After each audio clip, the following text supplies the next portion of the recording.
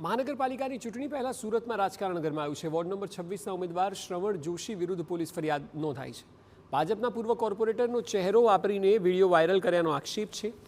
પૂર્વ શાસક પક્ષના નેતા અને ભાજપના કોર્પોરેટર અમિતસિંહ રાજપૂત આપના યુવા ઉપપ્રમુખ શ્રવણ જોશી સામે ફરિયાદ કરી છે અને મુશ્કેલીમાં વધારો થયો છે। આ ફોટો એઆઈ જનરેટેડ ફોટો છે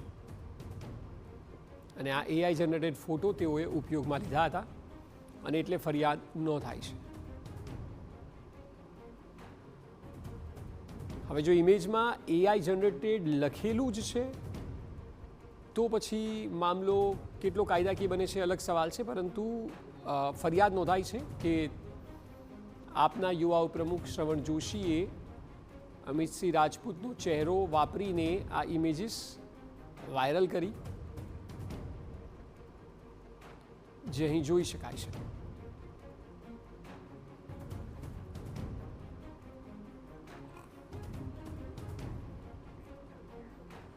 જેમાં તેઓ રૂપિયા લોકોને આપતા હોય, મહિલાને મારતા હોય એવા ઇમેજીસ છે।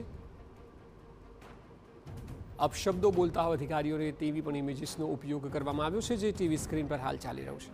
વધુ માહિતી આપી રહ્યા છે સંવાદદાતા બળદેવ સુથાર। બળદેવ, જણાવો કે અમિતસિંહ રાજપૂતનું શું કહેવું છે, આખો મામલો શું છે?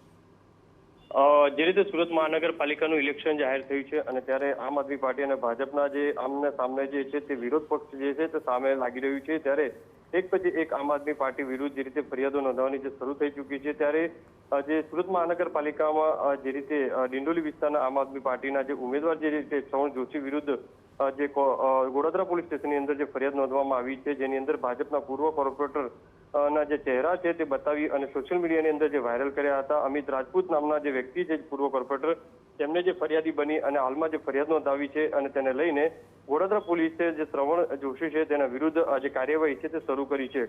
જે રીતે ઇલેક્શન આવતાની સાથે જ હવે ધીરે ધીરે સુરતની અંદર આમ આદમી પાર્ટી અને બીજેપીની સામે આમને સામને જે રીતે જે કટ્ટાની ટાકર જે કહી શકાય છે કે જે રીતે આવનારા દિવસોની અંદર પણ વધુ જે ઘર્ષણ ઉભા થઈ શકે છે અને જે રસાકસી જે સર્જાઈ શકે છે કેટલીક સીટો ઉપર, તેને લઈને હાલમાં જે આમ આદમી પાર્ટીના જે કાર્યકર્તાઓ છે ક્યાંક ને ક્યાંક રોષ ઠાલવી રહ્યા છે, ભાજપ વિરુદ્ધ જે રીતે પોસ્ટરો લગાવી રહ્યા છે તેને લઈને લોકોમાં એક ઉગ્ર વિરોધ જોવા મળી રહ્યો છે।